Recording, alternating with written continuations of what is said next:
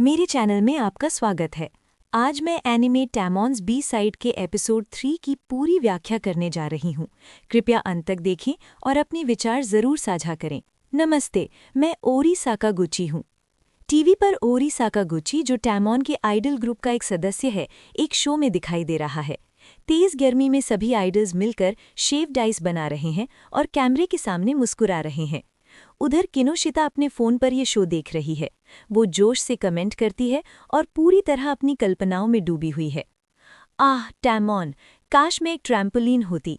अगर मैं तुम्हें ऊपर तक उछाल सकूं तो एक साधन बनना भी मंजूर है। वो रुकती है, फोन को सीने से लगा लेती है। किसी आइडल के साथ डेट करने की कल्पना करना मजेदार है, लेकिन ये अलग है। मैं इस पवित्र जगह को अपवित्र नहीं करना चाहती, भले ही वो कहे कि मैं खास हूँ। उसका विचार अचानक रुक जाता है। उसे याद आता है कि टैमॉन उसके कितना पास आ गया था और कैसे उसके शब्दों ने उसका दिल धड़का दिया था जब उसने कहा था कि वो उसके लिए खास है। नहीं, रुको। वो अचानक चौंक जाती है जब उसे एक और बात याद आती है। टैमॉन ने उस नेकलेस को चूमा था जो उसने उसके लिए खरीदा था। दूसरी तरफ टैमॉन बेचैनी से अपनी स्क्रिप्ट का अभ्यास कर रहा है। वो कमरे में टहल रहा है, उसका चेहरा तनाव से भरा हुआ है। तभी किनोशिता उसके पास आती है और उसे गर्म चाय का कप देती है। क्या तुम ठीक हो? वो चिंता से पूछती है। इतना ज्यादा जोर डालना सेहत के लिए अच्छा नहीं है। टैमॉन थोड़ा हिचकिचाता है, फिर उदास आवाज में जवाब देता है। मुझे माफ करना, मैं कल के लोकेशन शूट के लिए अपनी लाइंस लिख रहा था, लेकिन मैं अटक गया हूँ। किनोशिता सन्न रह जाती है। वो खुद अपनी लाइंस लिखता है? हैरानी से वो पूछ बैठती है, तुम अपनी लाइंस खुद लिखते हो? टैमॉन सिर हिलाता है। शो की तरफ से स्क्रिप्ट मिलती है, लेकिन कुछ हिस्सों में इम्प्रोवाइज करना पड़ता है। अगर मैं तैयारी नहीं करूंगा तो मेरी झूठी छवि टूट जाएगी, इसलिए मुझे पहले से कुछ डायलॉग तैयार रखने पड़ते हैं। किनोशिता स्क्रिप्ट पर नजर डालती है और धीरे से कहती है, क्या ये स्क्रिप्ट कुछ ज्यादा ही आज़ाद नहीं है? टैमॉन थोड़ा घबरा जाता है। ऊपर से मेरा ओरी के साथ काफ़ी इंटरैक्शन है, मुझे उससे आमने सामने बात करनी होगी। वो गहरी सांस लेता है। वैरायटी शोज बहुत डरावने होते हैं। अचानक टैमॉन जमीन पर गिर जाता है। पूरी तरह झुककर किनोशिता के सामने सिर टेक देता है, जैसे कोई डरा हुआ बच्चा। ये बहुत डरावना है, वो चिल्ला उठता है। अगर तुम मुझसे निराश हो गई हो तो मुझे माफ कर दो। उसके शब्द तेजी से बाहर आने लगते हैं। जरूर अच्छा होता अगर मैं सबके साथ दोस्त बन पाता, लेकिन तुम मेरी पर्सनैलिटी जानती हो, लोगों के साथ घुलना मिलना मेरे लिए बहुत मुश्किल है। उसकी आवाज़ कांपने लगती है। मेरे जैसा धोखेबाज जो झूठी मुस्कान से लोगों को बहलाता है, वो सबसे घटिया इंसान है। वो मुट्ठियां भींच लेता है। लेकिन मुझे सच में नहीं पता कि क्या करूं। फिर पूरी तरह नाटकीय अंदाज में, कृपया मुझे गिरफ्तार कर लो, मुझे जेल में डाल दो, लोगों के साथ दोस्ती का नाटक करने के जुर्म में। वो जमीन पर और झुक जाता है। अपना असली रूप दिखाने की हिम्मत न कर पाने की गलती मेरी है, कृपया मुझे सजा दो। लेकिन किनोशिता की प्रतिक्रिया बिल्कुल वैसी नहीं होती जैसी डैमन ने उम्मीद की थी। वो चमकती हुई मुस्कान के साथ उसकी तारीफ करती है। मैं सच में बहुत भावुक हो गई हूँ। मुझे नहीं पता था कि आप अपने फैंस के लिए इतना ज़्यादा मेहनत करते हैं, और आपकी एक्टिंग इतनी परफेक्ट है कि हर कोई उसे सच मान लेता है। आप तो एक जीनियस है। खुद पर गर्व कीजिए टैमन। इसके बाद वो काम से छुट्टी लेकर अपने घर की ओर निकल जाती है, और टैमन उसके इन दयालु शब्दों से पूरी तरह जड़ हो जाता है। वो रास्ते में चल रही होती है, टैमन के बारे में सोचते हुए। तभी उसका एक आदमी से टकराव हो जाता है और वो गिर पड़ती है। वो आदमी माफ़ी मांगता है और उसे उठाने के लिए उसका हाथ पकड़ता है। जैसे ही वो ऊपर देखती है, वो चीख पड़ती है, ओरी कौन? ये है ओरी साकागुची। अपने शानदार शक्ल और बेहतरीन शिष्टाचार की वजह से ओरी को FAC का प्रिंस कहा जाता है। उसके माता पिता मशहूर सेलिब्रिटी हैं। वो बचपन से ही यानी एलिमेंट्री स्कूल के समय से ड्रामा और विज्ञापनों में काम करता आ रहा है। शानदार पारिवारिक पृष्ठभूमि होने के कारण उसके बहुत से पुराने और वफादार फैंस हैं। वो ग्रुप का एक बेहद लोकप्रिय सदस्य है, जो लोकप्रियता में टैमन को भी टक्कर दे सकता है। लेकिन किनोशिता अचानक पीछे हट जाती है और बुदबुदाती हुई भाग जाती है। ओरी सिर्फ टैमन का हाथ पकड़ सकता है। ओरी थोड़ा हैरान हो जाता है, लेकिन जब वो उसके हाथ में गिरी हुई चीयरिंग फैन देखता है तो वो समझ लेता है कि वो ग्रुप की ही कोई फैन होगी। रास्ते में चलते चलते किनोशिता को एहसास होता है कि उसका चीयरिंग फैन उसके पास नहीं है। वो मान लेती है कि वो उसे टैमन के घर पर ही छोड़ आई है। वो टैमन के दरवाजे तक पहुंचती है और घंटी बजाती है। काफी देर तक कोई जवाब नहीं आता। तभी वो अंदर जाती है और कुछ फुसफुसाती हुई आवाजें सुनती है। वो सोचती है कि शायद कोई स्टॉकर है। वो अपने हाथ में मौजूद ग्लो स्टिक को कसकर पकड़ती है और कमरे में झांकती है, और जो वो देखती है उसे देखकर वो जम जाती है। वो देखती है कि ओरी टैमन को डांट रहा है।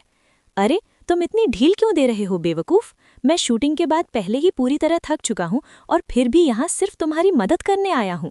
बेचारा टैमन डरते हुए जवाब देता है, माफ कीजिए जेंटल ओरी। और तभी जैसे ही वो घटिया ओरी के नोशिता को झांकते हुए देखता है, वो तुरंत अपनी आवाज़ नरम कर लेता है और अभिनय शुरू कर देता है। आज भी बहुत गर्मी है, खुद पर ज्यादा जोर मत डालो टैमन। फिर वो किनोशिता की ओर मुड़कर पूछता है, अरे तुम वही लड़की हो ना जो पहले मिली थी? क्या तुम मेरा पीछा करती हुए यहाँ आ गई? तुम इसके लिए आई हो ना? वो मुस्कुराता है। क्या खूबसूरत फैन है, और इस आदमी की हद तो देखिए, वो चीयरिंग फैन उसे वापस थमा देता है।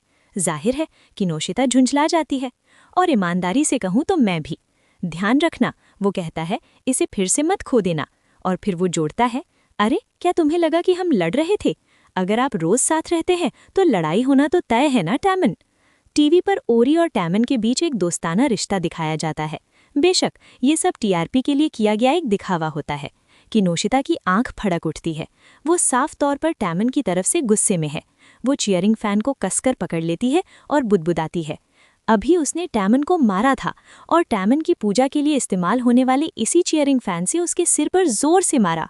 किनोशिता फिर से टैमन चर्च की पुजारिन बन जाती है और जोर से चिल्लाती है, ये माफ करने लायक नहीं है, मुझे यकीन नहीं हो रहा, और वो ओरी को बाहर निकाल देती है। इसके तुरंत बाद वो टैमन के पास जाती है, चिंतित होकर पूछती है, क्या तुम ठीक हो? तुमने अपने बाल इतने हल्के रंग में ब्लीच किए हैं, तुम अपने स्कैल्प को नुकसान पहुंचाने का जोखिम नहीं उठा सकते। टैमन अपने हुडी की टोपी से सिर ढक लेता है, जैसे खुद को छोटा करना चाहता हो, और जवाब देता है, मेरी त्वचा मेरे शरीर का सबसे मजबूत हिस्सा है, कृपया चिंता मत कीजिए। वैसे भी ओरी हमेशा ऐसा ही रहता है, मुझे आदत हो गई है। किनोशिता उसे हल्के से डांटती है, कृपया ऐसी चीज़ों की आदत मत डालिए। तभी अचानक ओरी दरवाज़ा तोड़कर अंदर घुस आता है और चिल्लाता है, मुझे यूं बाहर निकालने की तुम्हारी हिम्मत कैसे हुई? तुम वाकई एक दिलचस्प औरत हो। लेकिन अगले ही पल वो छोटे बच्चे की तरह टुनुक जाता है और अपनी बात खुद ही पलट देता है। अरे ऐसा कौन कहता है? बेवकूफ़, मुझसे माफ़ी मांगो। बेचारा टैमन डरते हुए, कमज़ोर लेकिन घबराई हुई आवाज़ में झुककर माफ़ी मांगता है। माफ़ कीजिए। फिर टैमन बुदबुदाता है, ये सब मेरी ही गलती है। मैं कल की शूटिंग बिगाड़ रहा हूँ और मेरी लिखी हुई लाइनें भी बहुत घटिया हैं।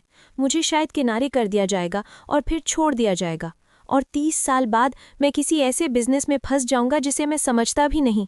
एक नाकाम निवेश के बाद सड़कों पर आ जाऊंगा और मेरी तस्वीरें खींच ली जाएंगी। मुझे सच में बहुत अफसोस है। किनोशिता उसे दिलासा देने की कोशिश करती है, ऐसा बिल्कुल नहीं होगा। कृपया ये मत भूलिए कि आप सिर्फ वहाँ खड़े होकर भी अर्थव्यवस्था को बढ़ावा दे सकते हैं। मुझे नज़रअंदाज मत करो, तुम हो कौन? वो घटिया ओरी गुर्राता है। अब से हम उसे घटिया ओरी ही कहेंगे। मैं मिस्टर फुकुहारा के घर की केयरटेकर हूँ, किनोशिता जवाब देती है। घटिया ओरी हंसकर कहता है, साफ साफ कहूँ तो एक फ़ैन भी ऐसा चीयरिंग फ़ैन अपने साथ लेकर नहीं घूमता। क्या तुम कोई पागल फ़ैन हो? घटिया ओरी टैमन की हुडी को ऐसे पकड़ लेता है जैसे वो कोई आवारा बिल्ली हो, और हमेशा की तरह बकवास करने लगता है। इस लड़के में आखिर अच्छा क्या है? इसकी इमेज असलियत से बिल्कुल अलग है, और जरा सी बात पर कांपने वाला ऐसा हारा हुआ इंसान ग्रुप का सेंटर बना हुआ है। सच में इतना कमज़ोर आदमी सेंटर में है, ये बात मुझे गुस्सा दिला देती है। तभी किनोशिता बचाव में आती है, ओरी का हाथ पकड़कर टैमन को छुड़ाती है और कहती है, तुम आखिर कहना क्या चाहते हो? दुनिया का केंद्र वही है जहां टैमन है, चाहे वो सेक्सी और वाइल्ड हो या मानसिक रूप से अस्थिर। टैमन तो टैमन ही है। जहां टैमन खड़ा होता है वही पृथ्वी की धुरी है। उत्तर ध्रुव पर मिस्टर ग्लूमी हारा है और दक्षिण ध्रुव पर इकी हारा। ओरी उसका हाथ झटक देता है और जवाब देता है, मुझे समझ नहीं आता। तुम कहना चाहती हो कि तुम्हें उसकी शख्सियत से कोई फर्क नहीं पड़ता? ऐसे लोग सच में होते हैं। वो चाहे जैसा भी इंसान हो, वे मुस्कुराते हुए उससे चिपके रहते हैं। उनमें जरा भी आत्मसम्मान नहीं होता, बिल्कुल कूड़े की तरह। अचानक टैमन उसके सामने आकर खड़ा हो जाता है, उसे अपने शरीर से बचाते हुए। वो कांप रहा है, फिर भी उसका बचाव करता है। टैमन एक भगवान है, मिस किनोशिता वैसी नहीं है। दूसरों को भले ही वो अजीब लगे, लेकिन वो दूसरों के लिए गुस्सा होती हैं और वो दयालु और बहादुर हैं, इसलिए वो वैसी इंसान नहीं है जैसा आप समझते हैं। उसी पल टूटा हुआ दरवाज़ा पार करते हुए मैनेजर अंदर आता है, हालात संभालता है और ओरी को शांत करने की कोशिश करता है। टैमन टूटे हुए दरवाजे की ओर देखता है और कांपती आवाज़ में कहता है, मुझे माफ़ कर दीजिए, मुझे लोगों के सामने खुलकर बोलना नहीं आता और मैं दरवाज़ा तक ठीक से बंद नहीं कर पाता। मुझे सच में बहुत अफसोस है। किनोशिता मुस्कुराती है और उसे हिम्मत देती है कि वो उदास ना हो। टैमन फिर से अपने काम में लग जाता है, जबकि ओरी बिना कुछ किए बस बदतमीजी करता रहता है। किनोशिता घर लौटने के लिए निकलती है और चिंता जताते हुए कहती है, क्या सच में तुम्हारे लिए उस कैल्शियम की कमी वाले इंसान के साथ अकेले रहना ठीक है? टैमन थोड़ा हिचकिचाता है, फिर उसका बैग थामते हुए कहता है, मैं सोचता हूँ ओरी भी घर जा रहा है, तो फिर मिस किनोशिता, मैं कल की शूटिंग के लिए भी पूरी कोशिश करूँगा, कृपया ज़रूर देखिएगा। किनोशिता मुस्कुराकर कहती है कि वो ज़रूर देखेगी। टैमन के भविष्य के लिए मुझे भी अब से बहुत सारा पैसा कमाना होगा। लेकिन जैसे ही वो लिफ्ट तक पहुंचती है, ओरी उसे दीवार से लगा देता है और चेतावनी देता है, आज जो तुमने देखा है वो किसी को मत बताना। किनोशिता पीछे नहीं हटती, वो उसे घूरते हुए जवाब देती है, अगर तुम अपनी असली सच्चाई की बात कर रहे हो तो मैं किसी को नहीं बताऊंगी। ओरी और पास झुकता है, उसके चेहरे के बहुत करीब आकर सांस छोड़ते हुए कहता है, तो फिर तुम्हें क्या चाहिए? चुप रहने का पैसा? या तुम चाहती हो कि वो तुम्हारे लिए कुछ करे? वो मेरी कही हर बात मान लेगा। अब किनोशिता का सब्र जवाब दे जाता है। वो ओरी की शर्ट पकड़ती है, स्थिति पलटकर उसे दीवार से लगा देती है और दबी हुई मगर खतरनाक गुस्से की आवाज़ में कहती है, अगर तुमने टैमन का फिर अपमान किया तो तुम मर भी सकते हो। और रही बात तुम्हारी असली सच्चाई की, मुझे उन लोगों में कोई दिलचस्पी नहीं जिनसे मैं नफरत करती हूँ। तुम्हें बेनकाब करना तो दूर, मैं अब तुम्हारा नाम भी नहीं लूंगी। ये कहकर वो मुस्कुराते हुए वहां से चली जाती है। कल से गर्मियों की छुट्टियां शुरू हो रही हैं। किनोशिता अपनी डेस्क पर बैठी है, टैमन के शो देख रही है और अपने ही अंदाज में उसे हौसला दे रही है। एफएसी की आधिकारिक प्रतियोगिता शुरू हो चुकी है। इस बार एक कॉन्टेस्ट के जरिए ये तय किया जाएगा कि ग्रुप का असली फेस कौन होगा। ग्रुप एक नए जॉनर का गाना रिलीज करने वाला है, लेकिन इसमें एक शर्त है, इस गाने के लिए एक नया सेंटर चुना जाएगा। सेंटर एक बेहद खास पोजीशन होती है जो सिर्फ उसी को मिलती है जिसके पास ज़बरदस्त टैलेंट और अपार लोकप्रियता हो। लेकिन टैमन कैमरे के सामने कम से कम बहादुरी से मुस्कुराता हुआ दिखाई देता है। इस प्रोजेक्ट में कुल 5 एपिसोड होंगे और 22 जुलाई से हर बुधवार एक नया एपिसोड रिलीज होगा। और ये सुनते ही किनोशिता चीख पड़ती है, पूरी तरह टूट चुकी। किनोशिता उसके अपार्टमेंट पहुंचती है और गुस्से में बोलती चली जाती है, मैंने नए शो का कमर्शियल देखा, लेकिन मुझे बिल्कुल नहीं लगता कि नए सेंटर बदलने की कोई ज़रूरत है। नया गाना एक बैलेड है जो पहले के तेज़ तर्रार गानों से पूरी तरह अलग है, और इसके और भी कारण हो सकते हैं। लेकिन अगर सिर्फ इसी वजह से ये प्रोजेक्ट बनाया गया है तो क्या ये तुम्हारे साथ बहुत ज़्यादा बदतमीज़ी नहीं है? टैमन हिचकिचाते हुए उसे शांत करने की कोशिश करता है।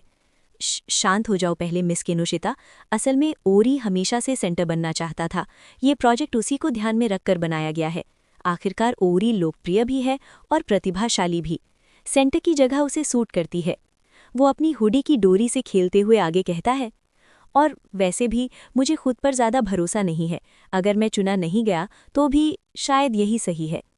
अचानक किनोशिता उसकी हुडी पकड़कर उसे अपनी ओर खींच लेती है। तुम जहां भी खड़े रहो, तुम्हारे फैंस हमेशा तुम्हारा साथ देंगे।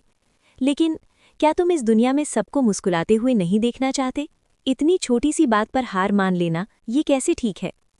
टैमन रो पड़ता है और सिसकियों में कहता है, असल में जिस दिन इस प्रोजेक्ट की पुष्टि हुई थी, मैं इतना निराश था कि रो रो कर मेरा तकिया पूरी तरह भीग गया था।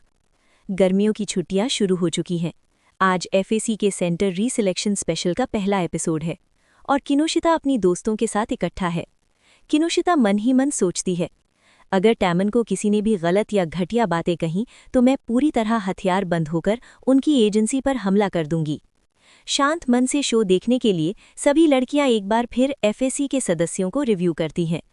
टैमन, वो सेंटर है। वो जो भी करता है हमेशा हैंडसम लगता है। वो चलता है जैसे कोई देवता चल रहा हो। अगले हैं लीडर केतो ताचिबाना। वो रोमांटिक है और ज़मीन से जुड़ी हुई छवि रखता है। और नात्सुकी इशिबाशी, वो चालाक भी है और बेहद प्यारा, एक प्रोफेशनल आइडल है। रिंतारो काई, न सिर्फ शांत और संयमित बल्कि रहस्यमय रूप से बेहद आकर्षक भी। और फिर आता है ओरी साकागुची, जिसे लोग इस बार सबसे ज़्यादा जीत का दावेदार मानते हैं। वो अपनी ताजगी भरी और नाजुक शख्सियत के लिए जाना जाता है, और यहाँ तक कि चेरी ब्लॉसम में बह जाने वाले सेलिब्रिटी की रैंकिंग में भी पहला स्थान पा चुका है। उसकी एक दोस्त कहती है, काफ़ी समय से कुछ ओरी फैंस को टैमन के फिक्स्ड सेंटर होने से दिक्कत थी। दूसरी दोस्त जोड़ती है, आखिरकार टैमन एक डार्क हॉर्स था जिसने पहला स्थान जीत लिया। शुरुआत में तो सबको पूरा यकीन था कि ओरी ही पहले नंबर पर आएगा। फिर गाने का प्रीव्यू शुरू होता है। होस्ट गाने का परिचय देता है। नए गाने का शीर्षक है रेन।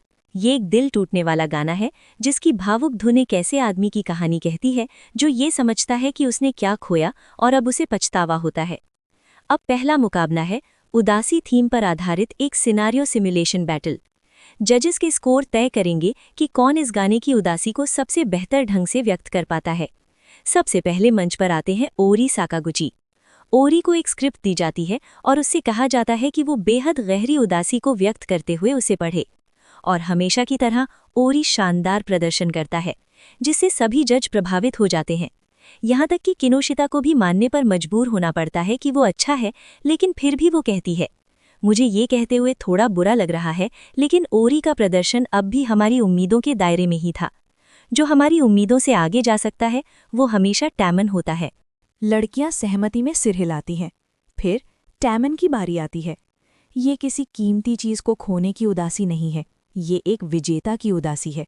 एक ऐसे राजा की खालीपन भरी पीड़ा जिसकी इच्छाएं जितनी पूरी होती जाती हैं उतना ही वो खाली होता चला जाता है। किनोशिता मन में सोचती है, अगर ओरी एक नाजुक फूल है तो टैमन एक शाश्वत हीरा है। हाँ, बिल्कुल यही है। टैमन का प्रदर्शन चाहे कितना भी अच्छा क्यों ना रहा हो, वो इस गहरी उदासी को व्यक्त नहीं कर पाया जो ओरी कर सका, और अंततः ओरी को सेंटर चुन लिया जाता है। उसी दिन टैमन के चर्च के सभी सदस्य आखिरकार ये समझ गए, क्योंकि टैमन की जिंदगी में दिल टूटने की अवधारणा ही बहुत कम रही है। और वही बदतमीज ओरी टैमन का मजाक उड़ाते हुए कहता है, वाह, मुझे उम्मीद नहीं थी कि तुम इतने बेकार निकलोगे। अभी 4 एपिसोड बाकी हैं, लगता है मेरी जीत पक्की है। वैसे सोच रहा हूँ, तुम्हारे घर काम करने वाली वो औरत इस वक्त कैसी शक्ल बना रही होगी? उम्मीद है वो तुमसे नफरत तो नहीं करने लगी होगी। ओरी जाते ही टैमन टूट जाता है। वो अपने अपार्टमेंट की दीवार के सहारे फिसलकर नीचे बैठ जाता है। किनोशिता उसके सामने खड़ी है और टैमन कांपती आवाज में कहता है, मैं खत्म हो गया हूँ। मैंने कभी डेट ही नहीं किया। मैं कल्पना भी नहीं कर सकता कि दिल टूटना कैसा होता है। कमरा पूरी तरह मशरूम फील्ड बन जाता है। वो आगे कहता है, मैं जितनी ज्यादा कोशिश करता हूँ उतना ही मैं इकिहारा जैसा बनता जा रहा हूँ। अब तक मैंने ऐसे ही जिंदगी जी है और फिर भी लोग मुझे देखकर मुस्कुराते रहते हैं। लेकिन इस प्रतियोगिता के जरिए मैंने अपनी सीमाएं देख लीं। आखिरकार मेरी क्षमता सीमित ही है। तभी ओरी जोर से पहले से टूटा हुआ दरवाज़ा खोलते हुए अंदर घुसता है। हाथ में एक काल्पनिक मशरूम पकड़े हुए चिल्लाता है, बहुत हो गया, हर जगह नमी फैलाना बंद करो, मेरे कमरे में भी ये उगने लगे हैं। बेचारा टैमन डरकर सिकुड़ जाता है और माफ़ी मांगता है। ओरी ऊपर वाले फ्लैट में रहता था। वो किनोशिता के बहुत करीब आकर घमंड से कहता है, क्या तुमने शो देखा? सेंटर ऐसा ही होना चाहिए। लेकिन किनोशिता उसे नज़रअंदाज करते हुए बस कहती है, ये तो बस शुरुआत है। टैमन के पास अभी भी हालात पलटने के बहुत मौके हैं। ओरी चेहरे पर मुस्कान लाकर जवाब देता है, कहना मुश्किल है, आखिरकार ये आदमी तो बेवकूफ़ है, हमेशा एक हल्के फुल्के एस्कॉर्ट की भूमिका निभाता रहता है। लेकिन किनोशिता टैमन का बचाव करती है। इकिहारा की भूमिका को छोड़े बिना निभाते रहना इस बात का सबसे बड़ा सबूत है कि मिस्टर ग्लूमीहारा हमेशा मेहनत करते रहे हैं। वो एक मेहनती इंसान है, कृपया उन्हें इस तरह का आदमी मत कहिए। और ये कहकर वो चली जाती है। ओरी का चेहरा उतर जाता है। वो खुद से पूछे बिना नहीं रह पाता, क्यों? सब लोग टैमन को पसंद करते हैं। इसकी असली शख्सियत देखने के बाद भी ये औरत इसके साथ क्यों रहती है? उसे याद आता है कैसे लोग टैमन की तारीफ करते थे और कभी ये सवाल नहीं उठाते थे कि वो सेंटर क्यों है। तभी ओरी किनोशिता की कलाई पकड़कर उसे अपनी ओर घुमाता है। मुझे भी देखो, अगर मैं सेंटर बन गया तो मेरे घर आना। उसी पल टैमिन हांफते हुए आंखें खोलता है और यहीं एपिसोड खत्म हो जाता है। अगर आपको वीडियो पसंद आया हो तो कमेंट ज़रूर करें और लाइक और सब्सक्राइब करना ना भूलें।